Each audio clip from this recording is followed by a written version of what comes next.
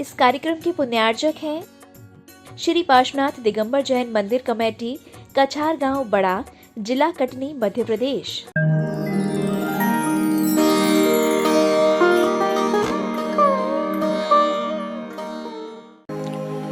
ओम नमः सिद्धेभ्यः। ओम नमः सिद्धेभ्यः। ओम नमः सिद्धेभ्यः।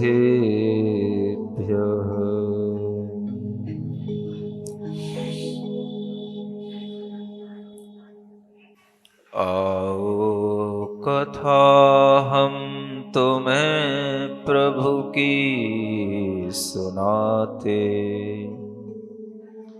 श्री रामचंद्र मुनि के गुण गीत गाते। मर्याद निष्ठ पुरुषोत्तम मोक्षगामी, ध्याओ सदा हृदय में बनने अकामी। थे अष्टमे बहुगुणी बलभद्र राम, अत्यंत प्रेमयुत लक्ष्मण भ्रात नाम। सीता सती जनक राज सुता तिनारी, जो शील रूप गुण खानी प्रसिद्ध नारी। देवादिदेव आदिम तीर्थंकर श्री ऋषभनाथ भगवान की, वर्तमान शासन नायक श्री वर्धमान महावीर भगवान की, श्री राम भगवान की, परम पूज्य आचार्य गुरुवर श्री विद्यासागर जी महाराज की,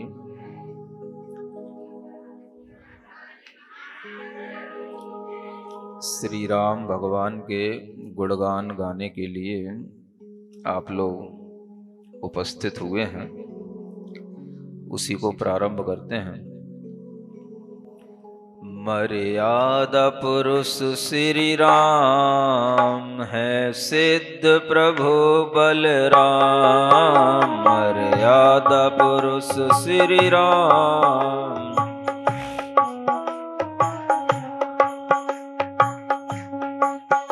आदर्श बने जन जन के, आदर्श बने वसुधैव कुटुम्ब थी जिनके, वसुधैव कुटुम्ब थी जिनके। जो भी ले इनका नाम, बिगड़े बनते सब काम। जो भी ले बिगड़े बनते सब काम। प्रभु श्री राम, प्रभु श्री राम, प्रभु श्री राम, प्रभु श्री राम। मर्यादा पुरुष श्री राम है, सिद्ध प्रभु बलराम। मर्यादा पुरुष श्री राम है, सिद्ध प्रभु बलराम। पितु वचन निभाने खातिर, त्यज के राजा सुख आखिर। पितु वचन निभाने खातिर, तज के राजा सुख। वन वन करते विश्राम, अन्याय अनीति न काम। वन वन करते अन्याय अनीति न काम। प्रभु श्री राम, प्रभु श्री राम, प्रभु श्री राम, प्रभु श्री राम। मर्यादा पुरुष श्री राम है सिद्ध प्रभु बलराम, मर्यादा पुरुष श्री राम।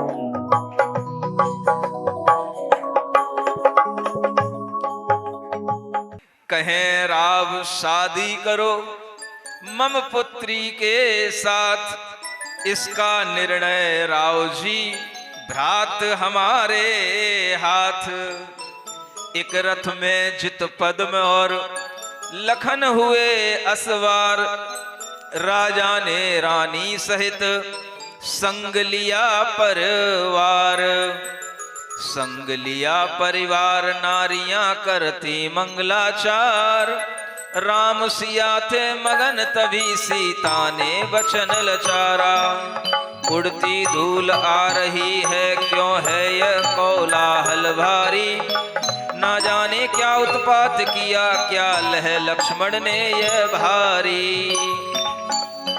सब जित पद्मा लक्ष्मण एक रथ पे सवार हुए, राजा रानी दोनों अलग रथ पर सवार हुए, साथ में अनेक और परिवार के लोग सवार हुए और बड़ी सेना के साथ में जहां राम जी विराजे थे सीता जी के साथ में, वहां पर जाकर के लक्ष्मण जी ने कहा ये विवाह का काम तो मैं नहीं कर सकता, अगर भाई आज्ञा देंगे तो सोचेंगे हम पहले भाई के साथ चलते हैं, हमारा परिवार वहां बैठा है। तो वह सब मिलकर के वहां पहुंचते हैं। जब सीता देखती है कि बहुत धूल उड़ रही है, क्योंकि रथ हैं, घोड़े हैं, सेना आती है तो बहुत धूल उड़ती है, तो उन्होंने सोचा ये लक्ष्मण फिर कुछ उत्पात करके आ गया।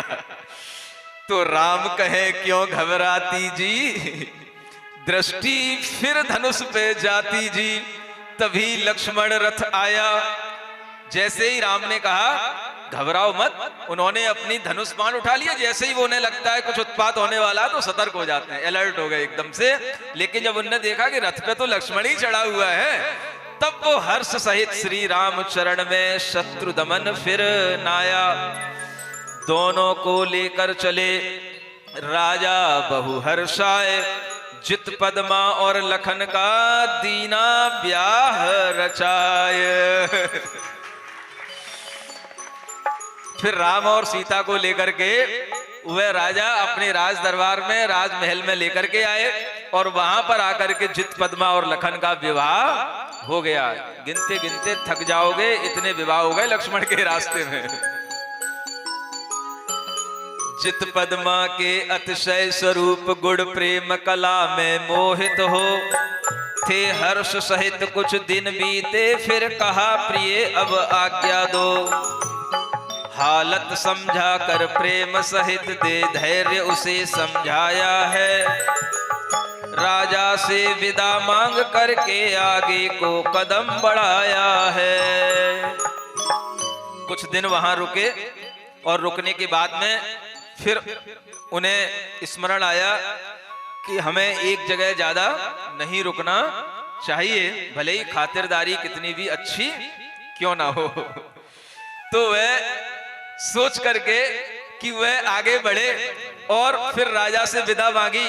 बड़ी मुश्किल से जित पद्मा को समझाया और कहा प्रिय रो मत, धैर्य धारण करो, अभी हम जब अपने गंतव्य तक पहुंच जाएंगे तो वहां पर सबको बुला लेंगे, एक साथ वहीं पे मेला लगेगा और वहीं पर आपके लिए सब कुछ सुविधाएं मिलेंगी। अभी तो मैं वन विहार में हूं, कहां मेरे साथ चलोगी, बेवजह कष्ट सहोगी, अभी कुछ दिन अपने घर में ही रहो। और राजा से भी इसी तरह से कहकर के उन्होंने आगे कदम बढ़ाया। अब देखिए वो कहां पहुंचते हैं। ये जगह प्रसिद्ध जगह है जहां अब हम आपको ले जाते हैं। कुछ दिन बीते चलते चलते वंशस्थल नगरी आते हैं, वहां देखा नगर छोड़ करके सब नागर भागे जाते हैं। ये वंशस्थल नगरी है, ये वंशस्थल वन के ढिंग होए, दक्षिण दिशा कुंथगिरी सोए। सुन रहे हो? हाँ, ये महाराष्ट्र पहुंच गए हम। कहां पहुंच गए? हाँ, तो ये क्षेमांजलि नगरी भी महाराष्ट्र के ही आसपास होगी। एक रामपुरी तो आई थी, अगर ये रामटेक मान लें तो वो रामपुरी रामटेक हो सकती है, एमपी और महाराष्ट्र का बॉर्डर है वो। सुन रहे हो ना, एक रामपुरी की भी चर्चा की थी ना कल परसों, तो वो ही रामपुरी मानी जाती है, रामटेक है वो। अगर आगे बढ़े तो वो विजयनगर भी कुछ होगा, अमरावती वगैरह ये सब नगर रास्ते में पड़ते हैं, है ना। महाराष्ट्र की एक महिला यहाँ बैठी हुई है, विद्वान विदुषी महिला है है ना, ये भी इस पर खोज करेंगी। और इनका नाम है डॉक्टर उज्ज्वला शाह ये यहाँ बैठी हैं। और वहां से पहुंचते पहुंचते वह वंशस्थल नगरी पहुंचे, जो आजकल जो है मुक्तागिरी नहीं, कुंथलगिरी जो पर्वत है ना, वह पर्वत प्रसिद्ध है कुंथलगिरी। ये वही वंशस्थल वन के अंदर ये स्थित नगरी है। तो उस नगर में वो उस समय पर वंशस्थल आसपास का एक बहुत बड़ा नगर था, और उस नगर के नागरिकों को देखा कि ये सब नगर छोड़ छोड़ करके भाग रहे हैं। पूछा, राम कहें कहां जा रहे नगरी से सब वीर, क्या भय यहां सता रहा कहो जरा धर धीर। क्या पूछे महाराज 3 दिन हो गए बहुत सताए हैं, वंशगिरी पर ना जाने क्या दुख के बादल छाए हैं। सुन रहे हो, ये बिल्कुल सत्य घटना है। आज भी जैन पुराणों में इस तरह की ये बात जो प्रसिद्ध है, वो वहां की जो जनता है इस बात को आज भी जानती है। और एक बहुत बड़ा जो वहां पर कांड हुआ था, जो यहां बताया जा रहा है, ये कांड वह पुराणों में प्रसिद्ध ये कथानक है जो आपको बताया जा रहा है। और ये उस वंशगिरी पर्वत का ये कथानक है, जहां पर जनता जो पर्वत के नीचे जो नगर बसा हुआ रहता है वहां से भागती है।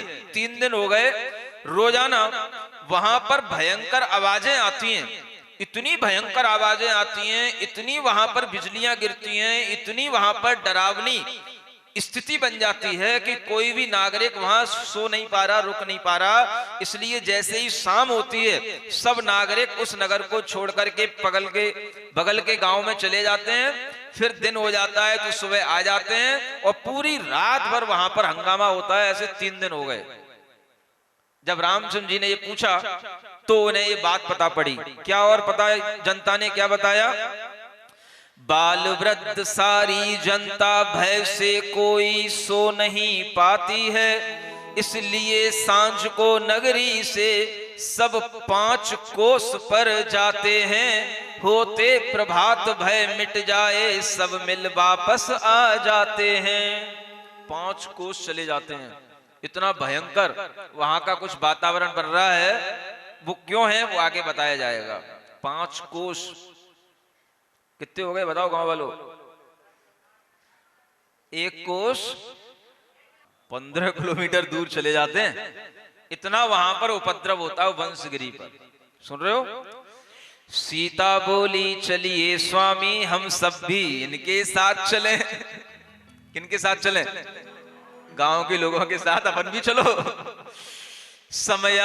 समयानुकूल करने से काम सब दुख के बादल जाए टले। इस समय यही अनुकूल है। क्यों बेवजह अपन दुख के और बादल अपने सामने मंडराएं और उस दुख में पड़े, ऐसा सीता कहती है। तब हंस बोले दोनों भाई, हमको तो नहीं आना जाना, तुम जाओ इनके साथ, सुबह जब ये आवे तब आ जाना। सीता स्त्री स्वभाव थोड़ा सा भीरू तो होता ही है। इतने बड़े बड़े महापुरुष साथ में चलते हैं तब भी सीता डर जाती है। लेकिन सीता का भी बल पौरुष आपको आगे बताएंगे जब ये रामायण समाप्त होगी। वह दोनों महापुरुष कहते हैं हम तो यहाँ ऐसी स्थिति में छोड़ करके नहीं जा सकते, देखते हैं कि यहाँ क्या हो रहा है हमें मिटाना वह खटका जो त्रास नगर को देता है कौन शत्रु इस नगरी का जो प्राण सभी के लेता है। राम और लक्ष्मण के मन में क्या भाव आता है कि हमें तो ये देखना है कि इस नगरी को दुख देने वाला कौन है, हमें उस कांटे को निकालना है, सब लोगों की रक्षा करना है। इसलिए जहां जहां से राम और लक्ष्मण गुजरते थे सर्वत्र आनंद का वातावरण फैल जाता था। सबके लिए जो भी प्रकार के कष्ट होते थे वो सब कष्ट दूर होते चले जाते थे। और इस तरह से वह कहते हैं कि हम भी तो देखें कि इस नगर का कौन शत्रु है जो इन सब नागरिकों को परेशान कर रहा है। यह कह करके चल दिए दोनों गिरी की ओर, सिया भी चली साथ में, लिए पति कर का जोर। है ना, अब सीता कहां जाती? ये तो राम ने कह दिया तुम चली जाओ, सुबह आ जाना। लेकिन उन्हें भी ये तो यहां रखना चाहिए था कि जो सीता अयोध्या के राजमहल के सुख नहीं चाहिए और आपके साथ वन में आई, वो एक रात छोड़ करके तुम्हें कहां चली जाएगी? समझ आ रहा है? लेकिन ये भी एक मनोविनोद हो सकता है, लेकिन वह सीता ने कुछ भी ऐसा मन नहीं बनाया, क्योंकि उसे पता है जब हमारे साथ में इतने बड़े बड़े महापुरुष हैं जो पीछे इतने बड़े बड़े कर्तव्य दिखाते हुए आए हैं, तो हमें कोई डरने की जरूरत नहीं है। चढ़ गए शिखर पर क्या देखें, मुनिराज तपस्या करते हैं। सुन रहे हो? कौन? मुनिराज मतलब निर्ग्रंथ दिगंबर साधु उस पर्वत के ऊपर तपस्या कर रहे हैं। और एक नहीं दो दो, जिनके नाम सभी को याद होने चाहिए आगे से लेके पीछे तक, उनके नाम स्मरण से ही आपके बहुत उपद्रव दूर हो जाएंगे। कुलभूषण देश भूषण नामक जा नमस्कार यह करते हैं। वह राम और लक्ष्मण दुनिया में किसी को नमस्कार नहीं करते, केवल मुनि महाराज को नमस्कार करते हैं। समझ आ रहा है? क्योंकि वो भी जानते हैं कि मुनिराज की तपस्या से बढ़कर के कोई दुनिया में तपस्या नहीं है। और वह मुनि महाराज दो जो वंशगिरी पर्वत पर खड़े हुए हैं, ध्यान में मग्न हैं, रात्रि के समय पर उन्हीं के ऊपर उपद्रव होते हैं, भयंकर उपद्रव होते हैं देवों के द्वारा। और उन मुनि महाराज के नाम क्या हैं? सिरिजिण वाणी जग कल्याणी, जग जन मदतम मोहरी, जनमण हारी गढ़हर हारी, जम जरा भव रोग हरि। तिथ्य राणम दिव्य झुणिम जो पड़ई, सुणई मय्ये धारई, राणम सौख मणंतम धर्य, सासद मोक्ष पदम पावई, सासद मोक्ष पदम पावई।